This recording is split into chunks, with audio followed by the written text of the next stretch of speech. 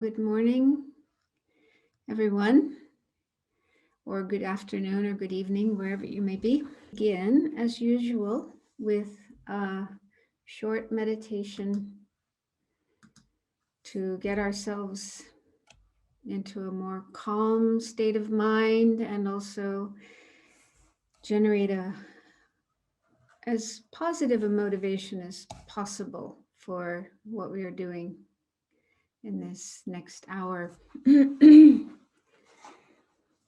Okay, so start by sitting in a comfortable position. Not too comfortable, not lying on your couch. It's good to try to sit up straight with the back straight. That helps the mind be more clear and focused. But other than having a straight back, try to have the rest of your body as relaxed as possible, not tight or tense.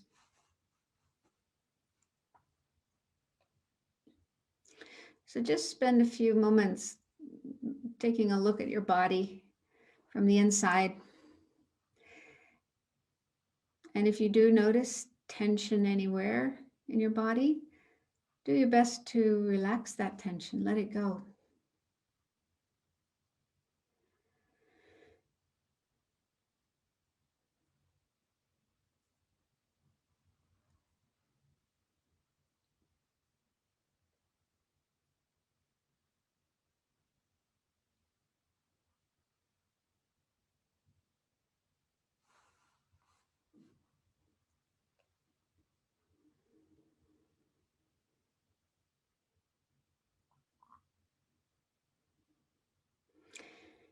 And then turn your attention to your breathing, but without manipulating, altering your breathing. Just let the body breathe in a natural way.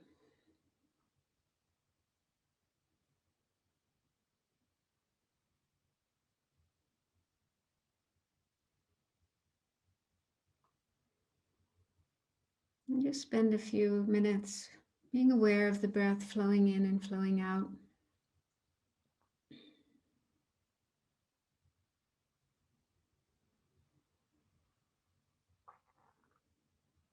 And as you breathe in and out, try to get more and more relaxed. If there is any remaining tension in your body, you can imagine it going out of your body as you exhale. And don't worry where it goes.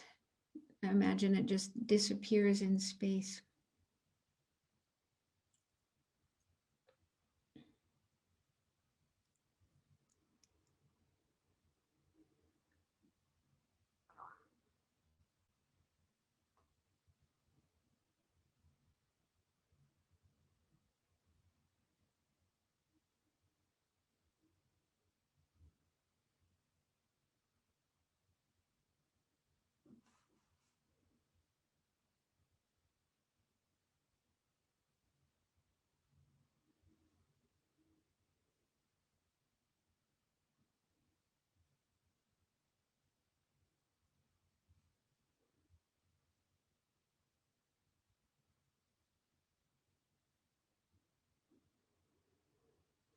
You might find it helpful to imagine the presence of Buddhas and Bodhisattvas around you,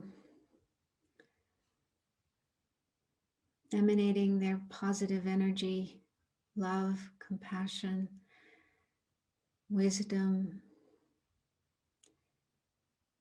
helping you to have those thoughts, those attitudes in your mind, helping your mind to become more and more calm and peaceful and clear and positive.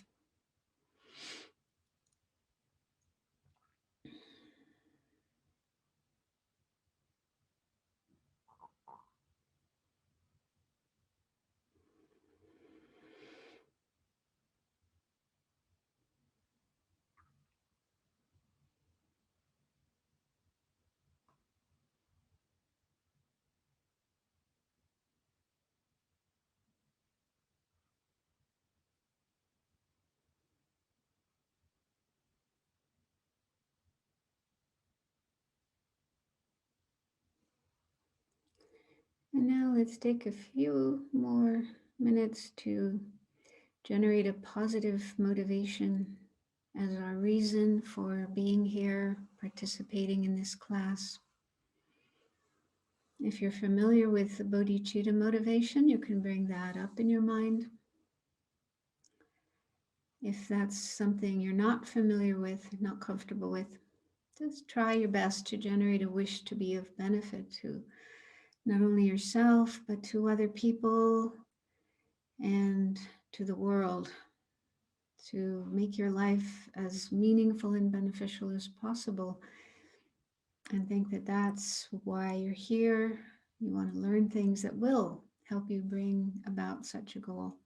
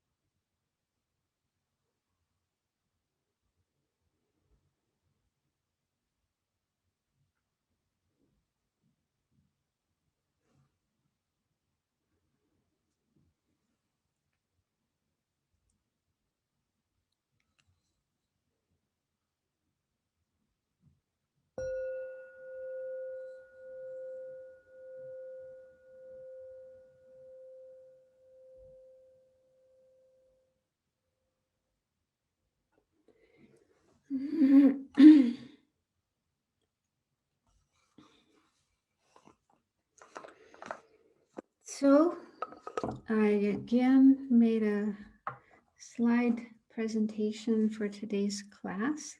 We'll try to end a little early today. Last time I even ran over time just to enable you to ask questions. I'll try to do that, but we'll see how it goes. So could the slides be put up?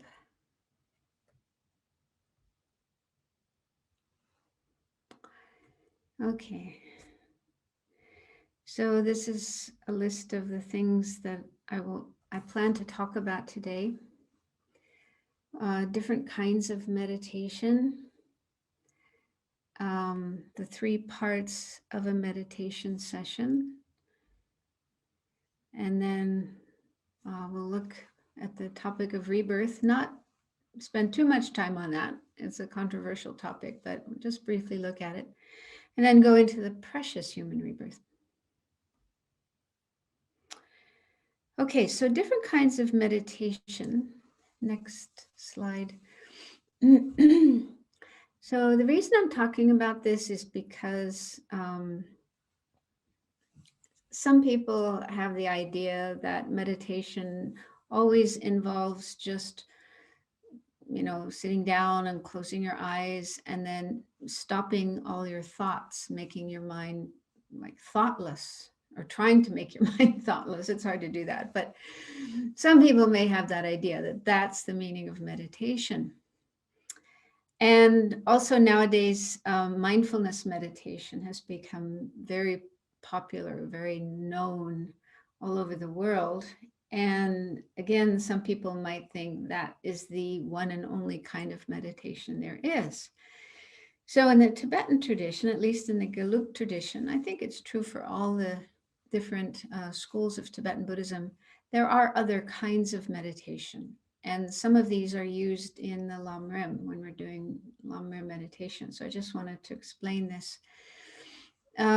So first of all, one twofold division of meditation is into analytical meditation and stabilizing meditation.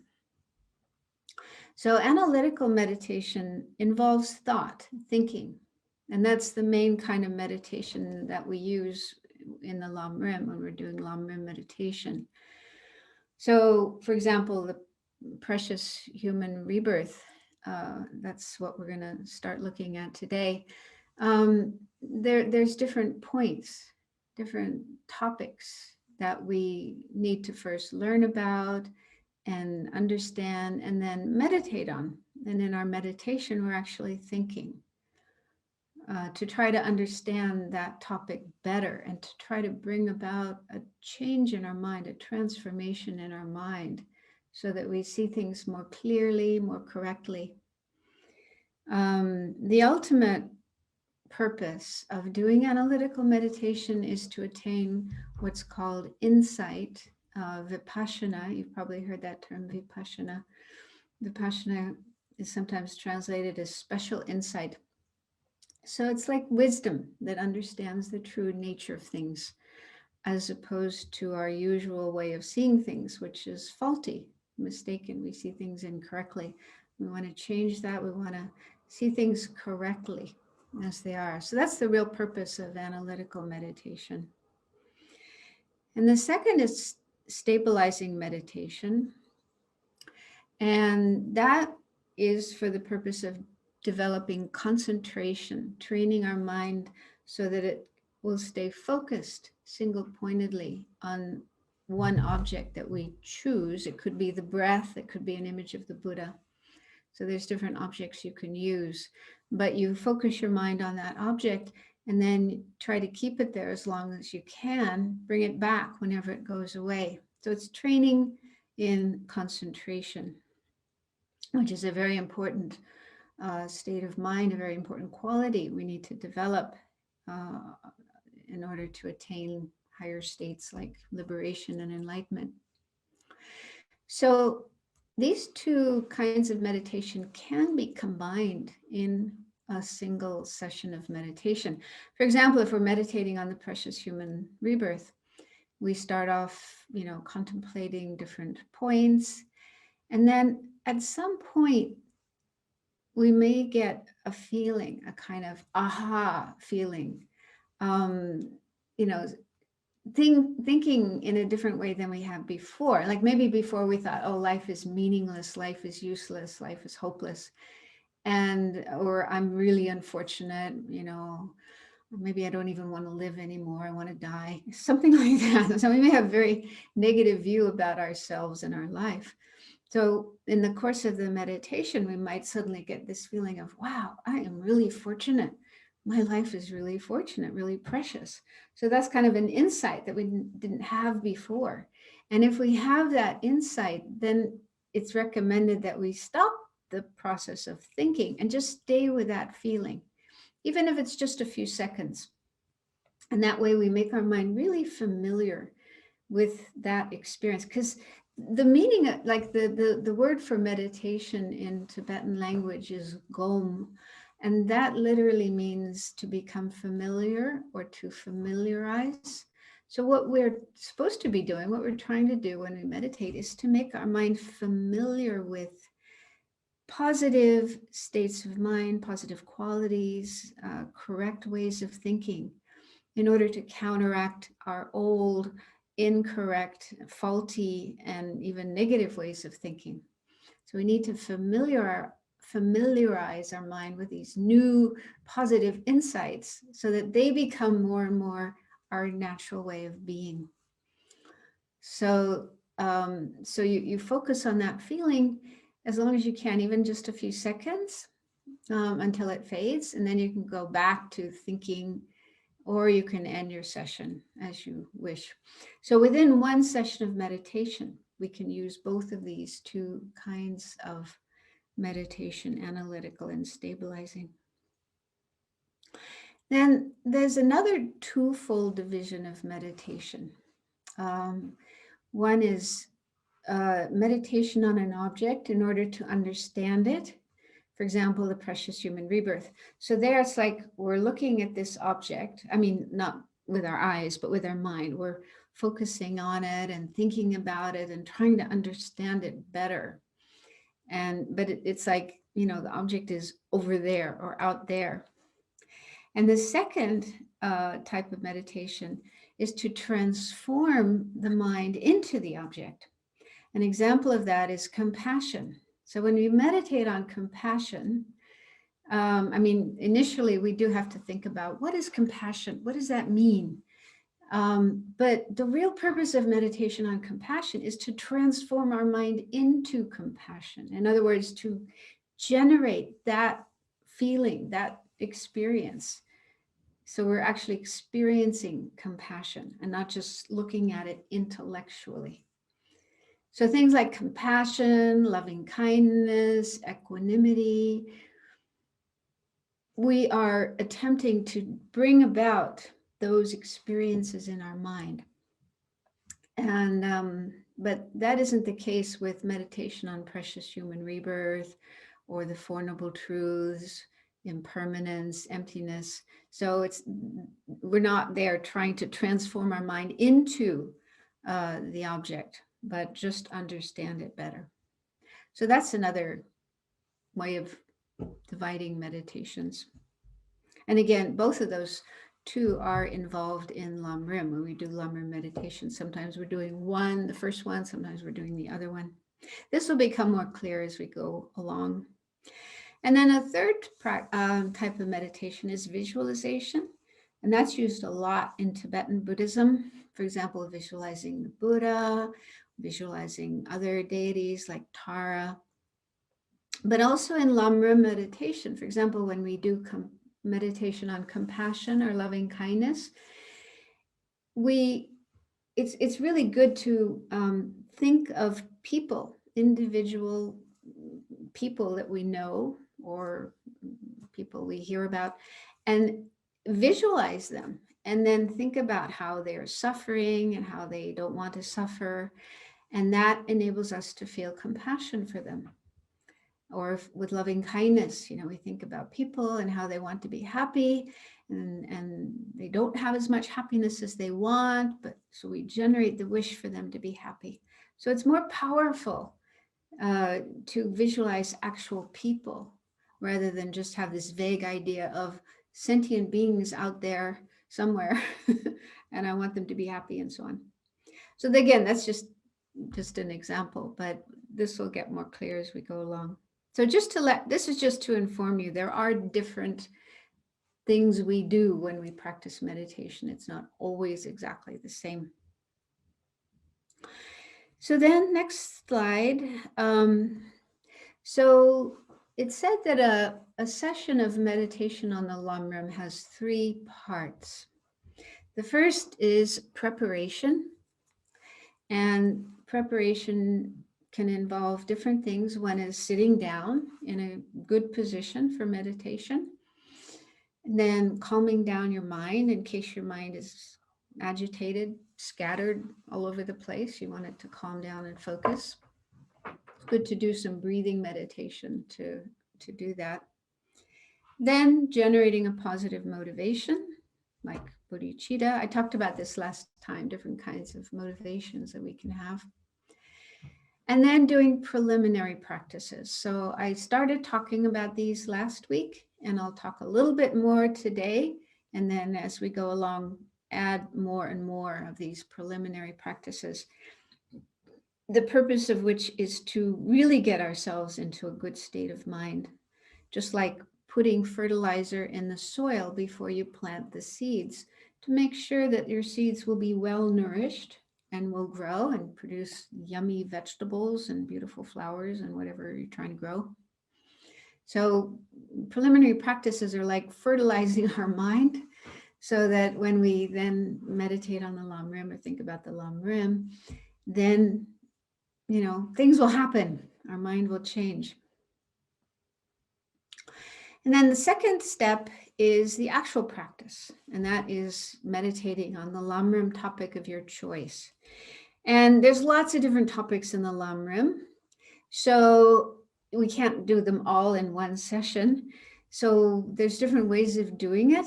One way is if you're doing a meditation session each day, then you can choose a different Lam Rim topic, starting from the beginning, and then this next one, and the next one, and so on.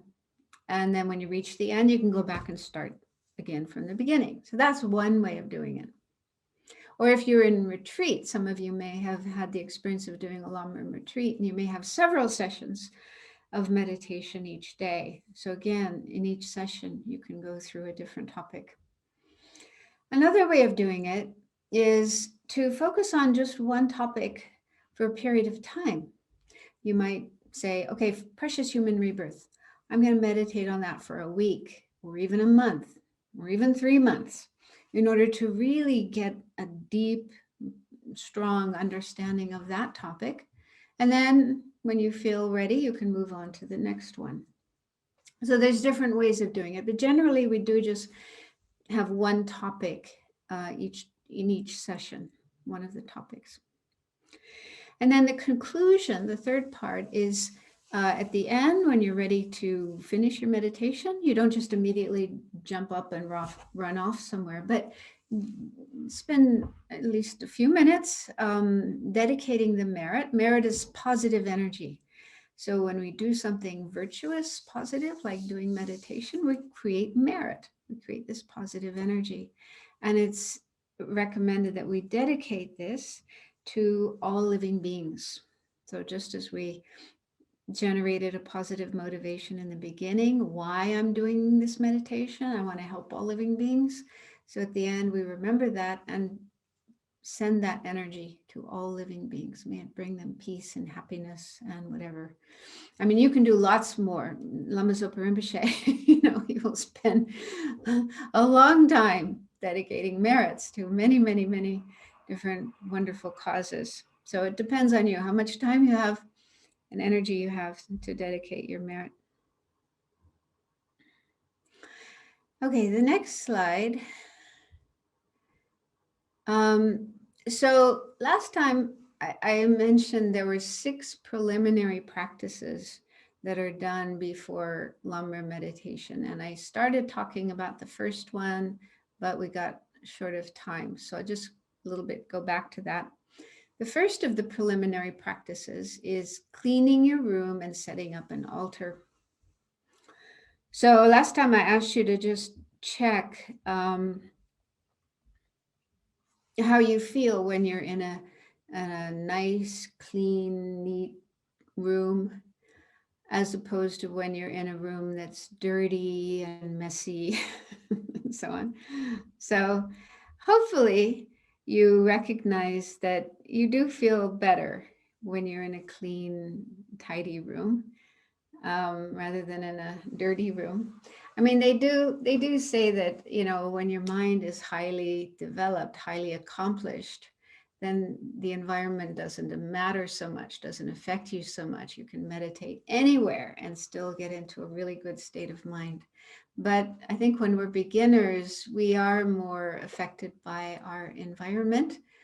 And so then, yeah, it is good to try to keep your environment clean and neat and tidy, especially the place where you're meditating.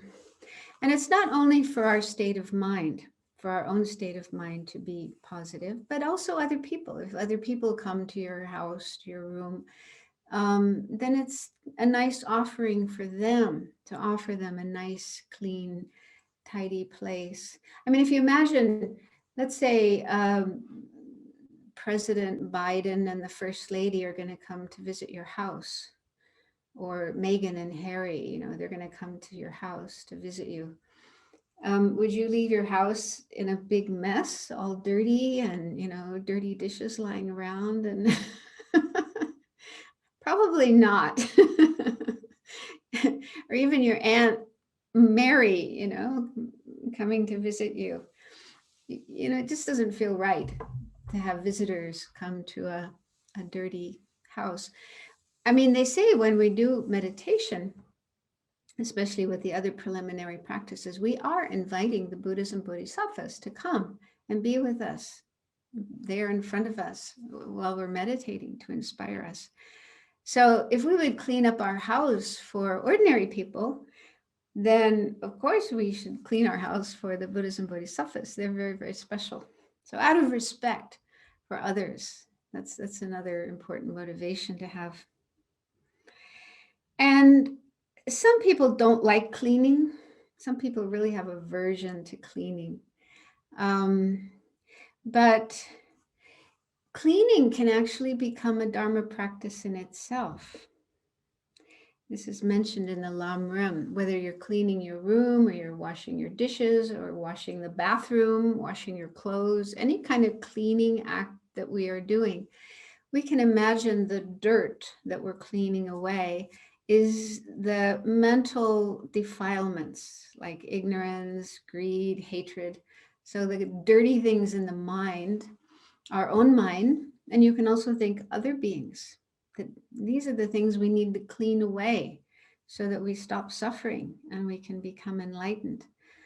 And whatever tools you're using to clean, whether it's a rag or a vacuum cleaner, the things you're using to clean, you can imagine those are like wisdom that understands reality, the true nature of things. So you're using this tool of wisdom to clean away the defilements, which are the cause of suffering in your own mind and the minds of all sentient beings.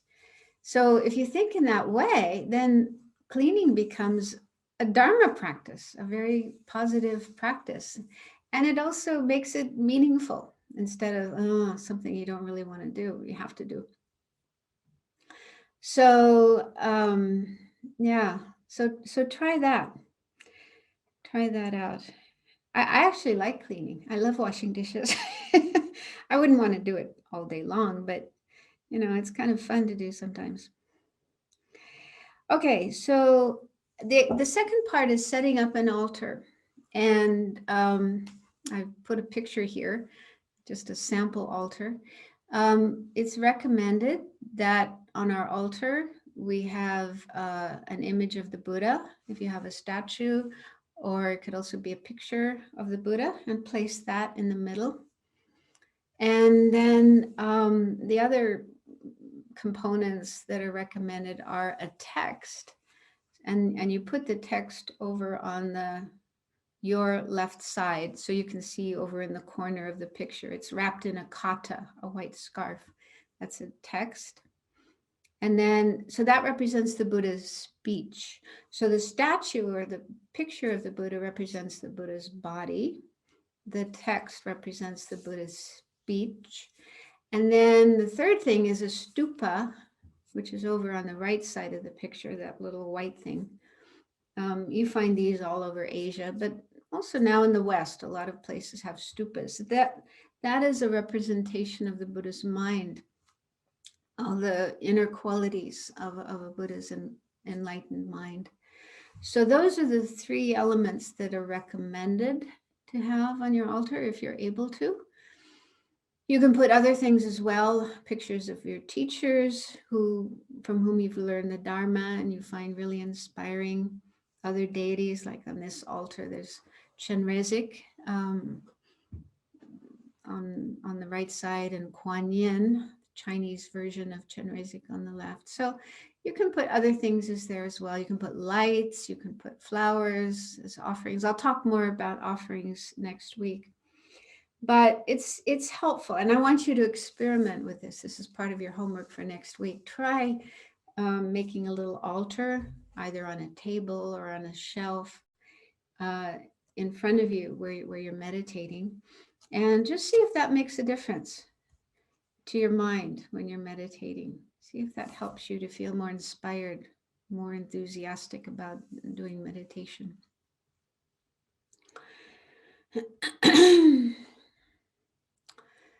Okay, now this might be a little tricky. Some of you might share a house or a room with somebody who wouldn't be comfortable to, having an altar in the room.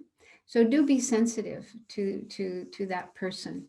What you could do is to have an altar that you can take out when you're meditating and that person isn't around. And then you can put it away somewhere when that person is around, just to not offend them, not upset them. So there's different ways you can do it. Some people even have their altar in a cupboard. They can close the cupboard doors and open them when they're meditating. Yeah, so just try that, experiment with that and see how it goes. Okay, so next slide.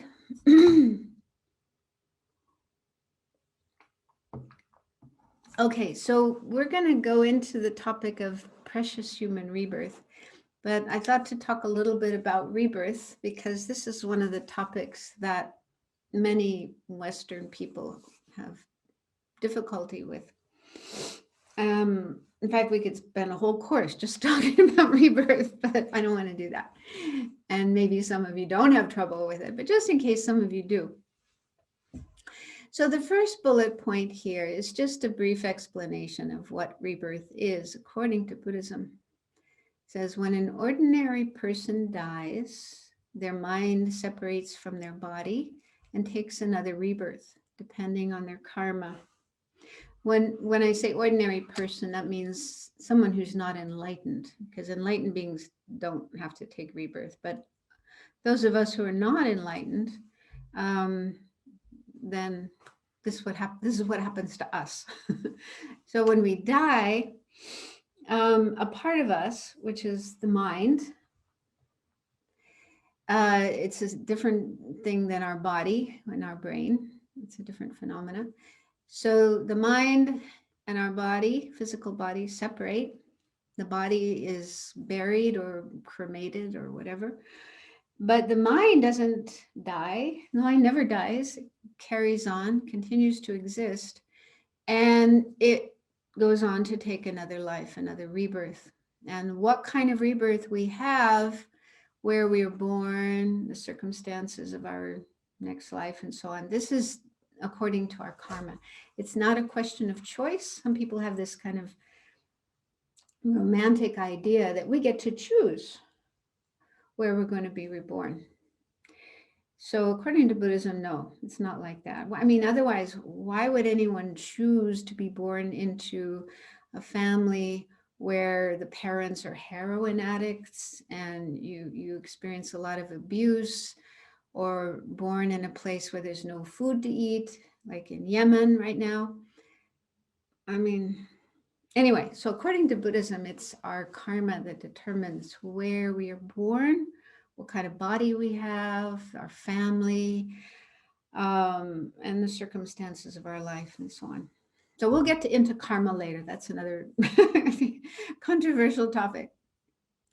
The second bullet point is just a little bit about the mind, according to Buddhism. Mind is said to be that which is clear and knowing. So clear, one meaning of clear is that it's not a physical thing. It's not made of cells, molecules, atoms, and so on. So it's not a physical, visible, tangible phenomena. And knowing is what it does. What the mind does, it knows. And knows doesn't just mean, having intellectual knowledge. It experiences. It means experience, awareness. So the mind sees and hears and smells and tastes. It feels sensations in our body. It thinks, dreams, fantasizes, feels emotions. So there's many different kinds of mind, many different ways that it knows, but that's what it does. That's its function. So mind is that part of us that thinks, feels, knows, sees, hears, and it's always there. It's always doing something, experiencing something. And it's always changing. So it's an ever-changing continuum. One moment of mind arises and then it passes, and the next moment arises and passes, and the next moment arises and passes, and so on.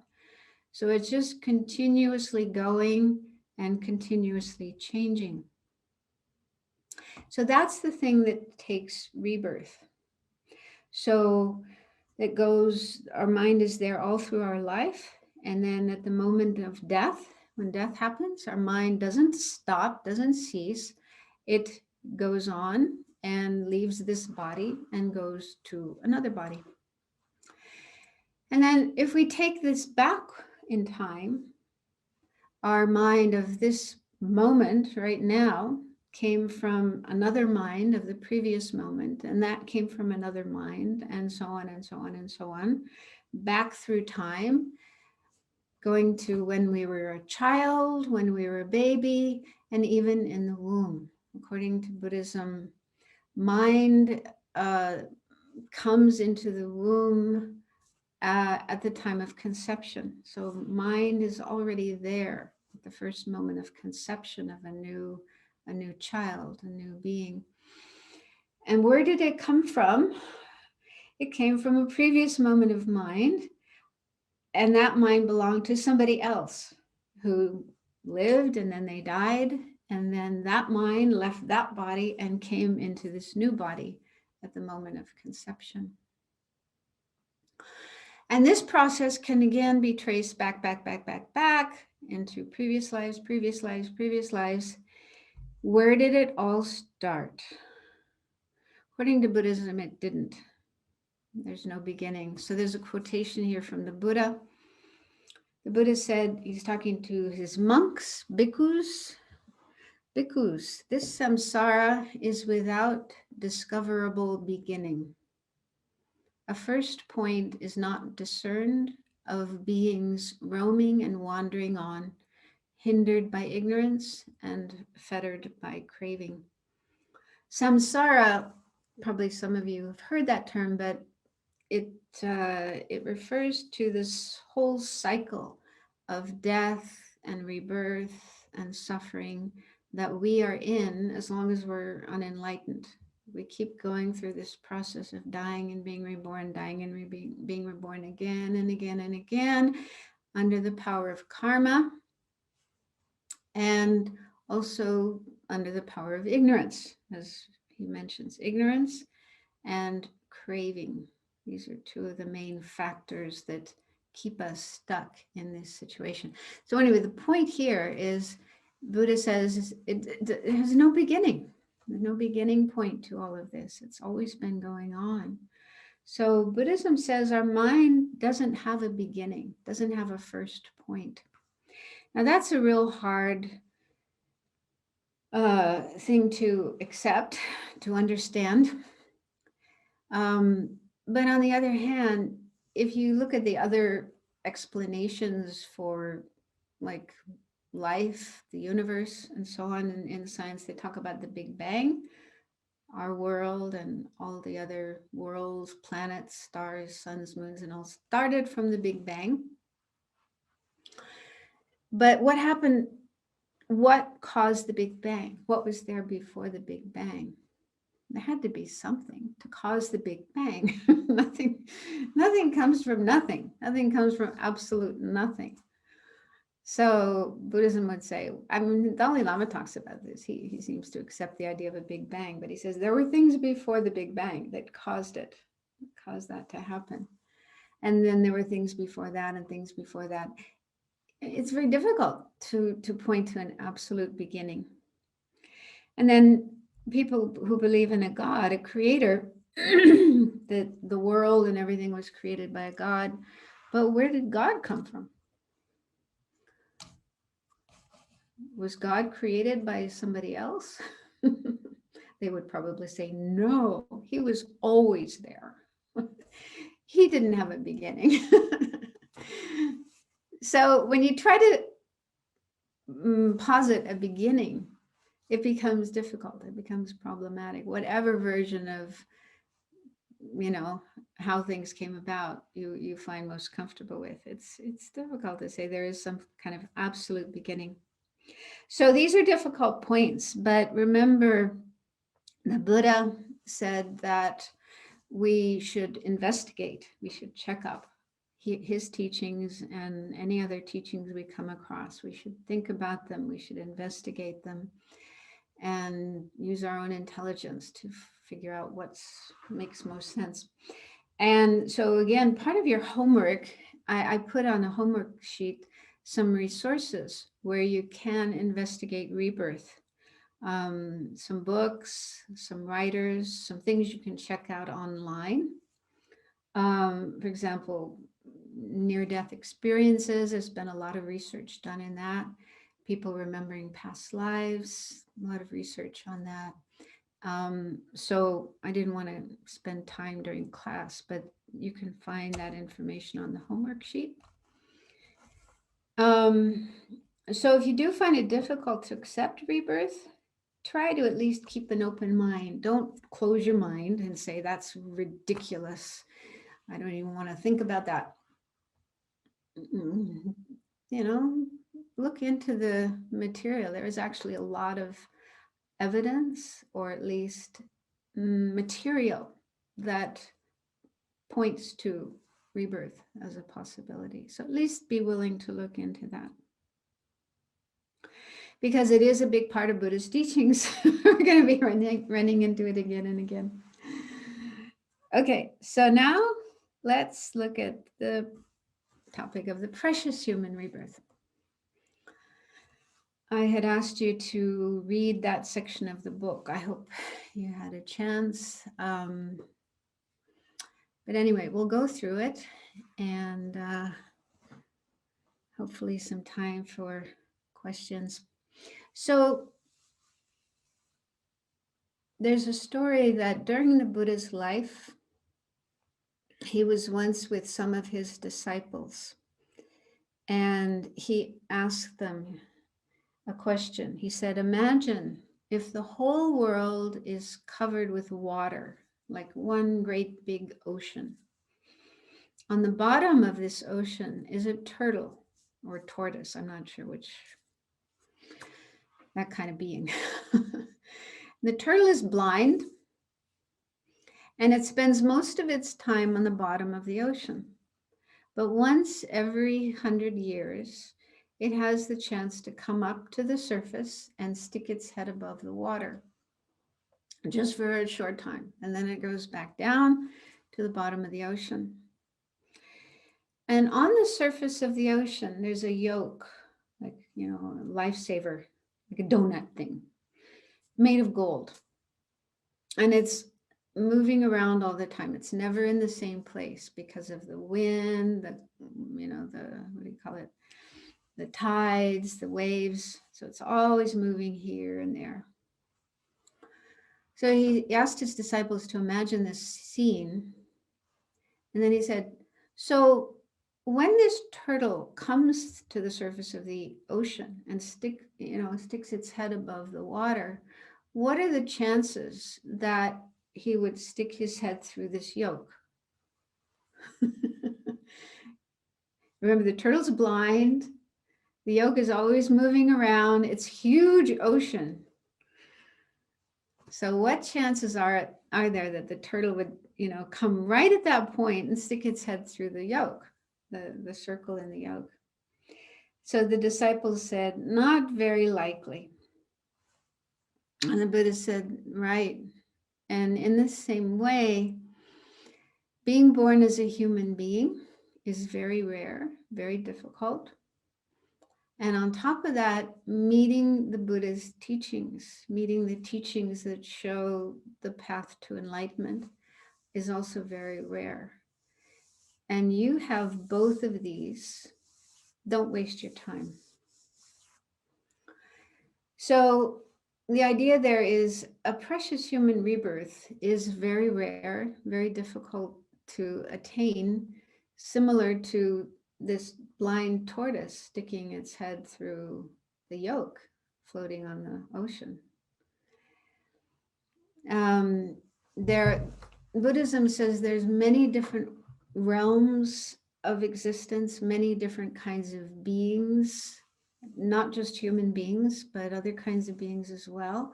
And as we go through samsara, we die and take rebirth, we're not always born in the same kind of place. We're not always human beings. We can be born as other kinds of beings. And we have been in our past lives. We've been animals, we've been hungry ghosts, we've been gods. And of all the places where we could be reborn, the human is considered the best from the point of view of spiritual practice. It's the best place, the best situation. If we do want to cultivate our potential for enlightenment and reach enlightenment, it's best to be born as a human being. So that's one idea of the human rebirth. But a precious human rebirth isn't any human rebirth. It isn't just being born as a human being, but it has these specific characteristics. The 8 freedoms and the 10, sometimes they're called 10 endowments or 10 opportunities. So we'll go through these. We'll probably only have time today to look at the 8 freedoms. But these are topics to meditate on. These are things to meditate on. So I'll just give a little bit of explanation. So the 8 freedoms mean being free from certain types of situation in which we could have taken rebirth in this life. The first 4 are non-human realms. Now, for some of you, this might be the first time you hear about these, so it could be a little strange. Well, the animal realm, sorry. That's not strange because we have animals all around us, even in our house. So we know about the animal realm. But the animal realm is considered an unfortunate place to be born. Animals have a lot of suffering, especially animals in the wild. They have hunger and thirst and heat and cold, and they're often hunted by other animals or by human beings. So it's a hard life. And even domestic animals, as we know, human beings keep animals like cows and sheep and chickens and so on, and often treat them horribly. And have a lot of suffering on the, in those who are in that situation. And even pets, we might think, well, what about our pets? We take such good care of them. We feed them and we give them lots of love and take them to the doctor when they're sick and so on. Well, they have suffering too. They do get sick. They do have pain, and they can't tell us what's wrong with them. They may meow or whimper or bark, but we just have to try to guess what they're trying to say, what's going on with them. So they have suffering too. But it's said that the worst suffering, the main suffering of animals, is that their mind or their brain is simply unable to develop beyond a certain point. That they have kind of limited intelligence. So when it comes to the Dharma, learning how to create virtue and avoid non-virtue, how to develop our potential for enlightenment, these are things they're not able to understand. And if they can't understand them, that means they cannot practice them. It's almost impossible for an animal to practice the Dharma and make their situation better and create the causes for enlightenment. So we're fortunate in this life that we haven't been born as an animal. And then the other 3 are beings that are things we can't see. Most people cannot see them, but Buddhism says they exist. Hungry ghosts, these are like spirits, and they spend their entire life hungry and thirsty, but unable to find enough food and drink to take away their hunger and thirst. So it's a life of deprivation, of incredible misery. And hell beings, so Buddhism does accept the existence of hells, and that's the worst situation of all. There, the beings are tortured constantly, or there's fire all around, or ice. So it's the worst kind of physical suffering that there is, and there's no relief. There's no escape. It's just ongoing. And then the 4th one is a long-lived God. Buddhism also talks about these higher realms, like heavenly realms, celestial realms. And there's different of those. There's actually 17 altogether, 17 God realms.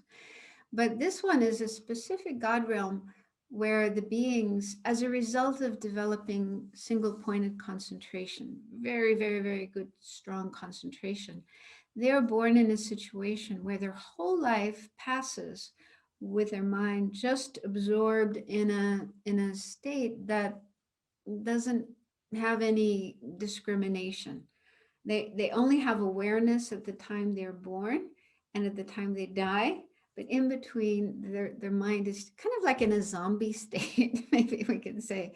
It's not bad, it's not unpleasant, it's actually quite pleasant, but it's not productive at all. They're not able to do anything useful with their mind. So it's kind of a waste of time. So these are situations where if we had been born in any of these four situations in this lifetime, it would be almost impossible for us to do any Dharma practice and cultivate our potential for enlightenment. And then the last four are all situations in the human realm. You're born as a human being, but there are situations where you have other kinds of problems. So the first one, number 5, is in a time when the Buddha has not come. So even in the human world, Buddhism talks about different human realms and also different periods of time. And there are human worlds and human realms where there's human beings living, but no Buddha has come into that world and taught the Dharma. So they are unaware of the existence of Buddhas and of enlightenment and the Dharma that shows how to reach enlightenment.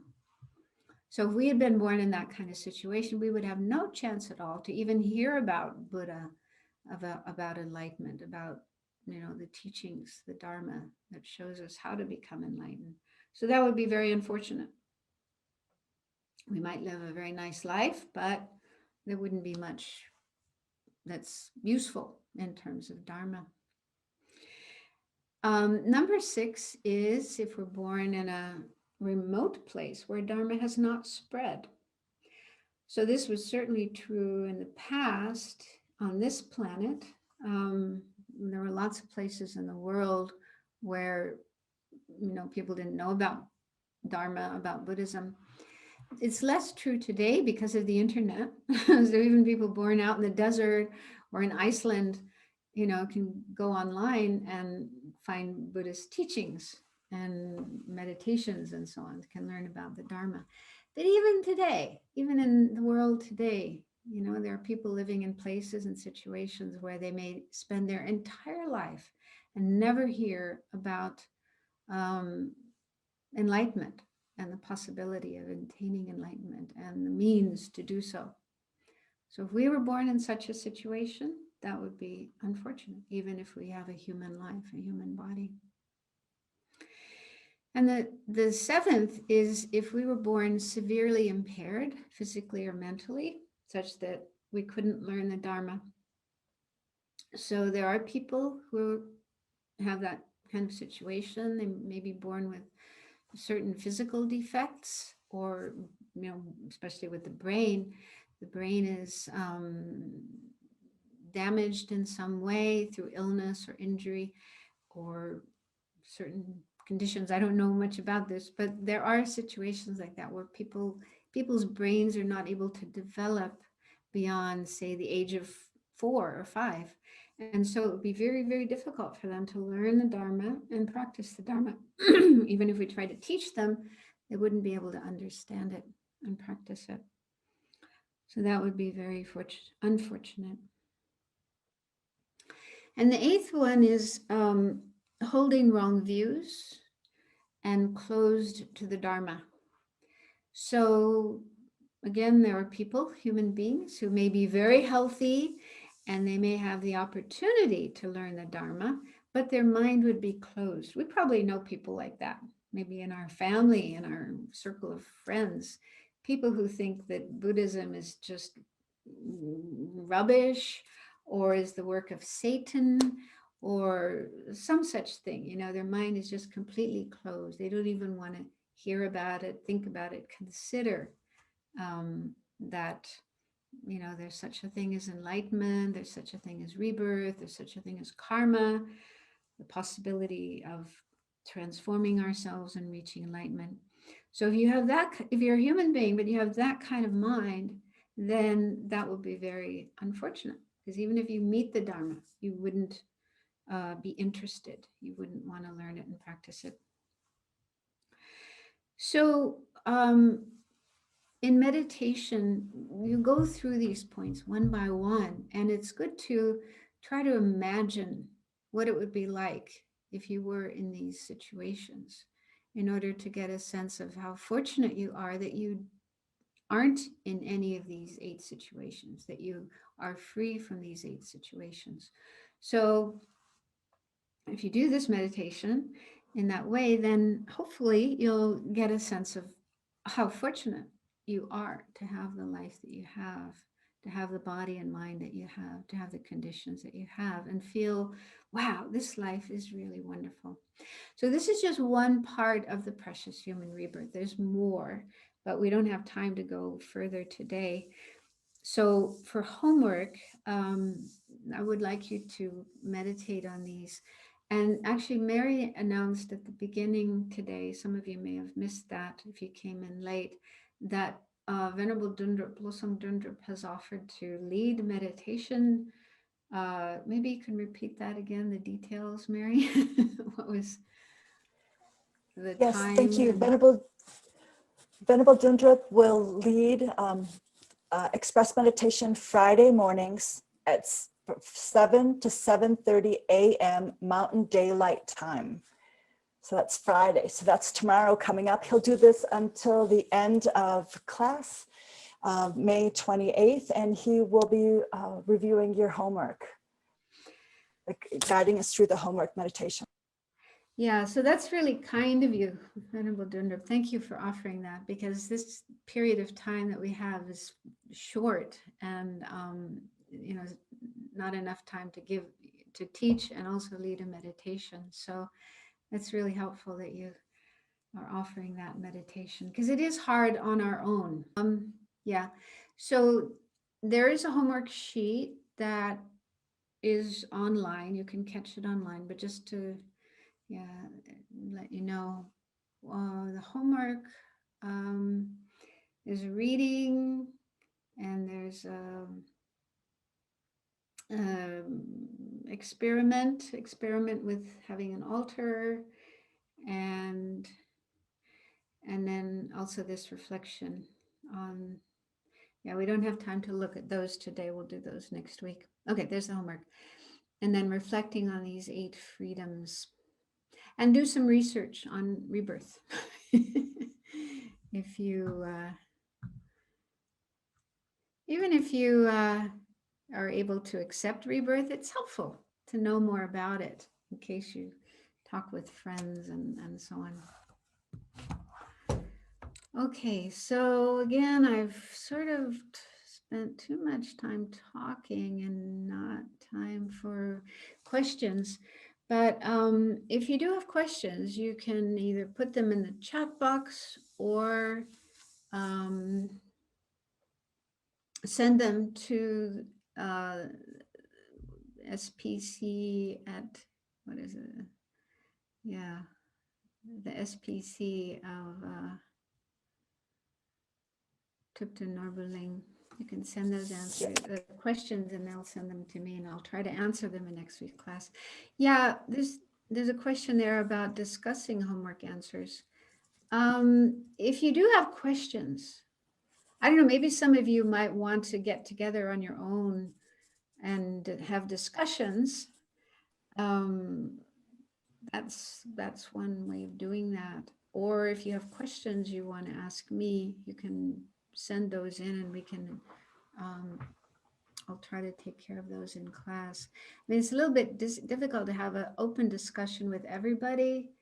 I think I don't know how many people joining the class. Today it's 26. Last time it was 40. So hard to have a discussion with everybody unless somebody can figure out a way to do that. I guess one way would be, what do they have, breakout rooms? That's one way of having discussions, is having breakout rooms. So maybe that's something we could try in the future, to have there's 10 minutes where people get into little groups and discuss a certain topic. That's one option. Okay, so that's the end of our time today. And let's finish by doing a dedication of our positive energy, the merit we have created through this last hour, generating a positive motivation, listening and thinking about these teachings on the path to enlightenment. So this has been a good thing to do. We've created merit, positive energy. So now let's make a mental dedication of this positive energy to all living beings. By this merit we have created, may all living beings be happy, free of suffering, free of the causes of suffering. And in particular, may they meet with all the conditions they need to develop their potential for genuine happiness, freedom, and ultimately enlightenment.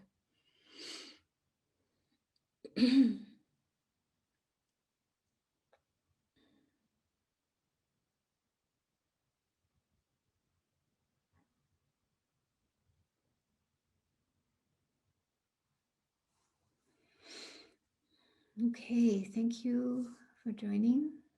See you next week. Meet again next week, same time,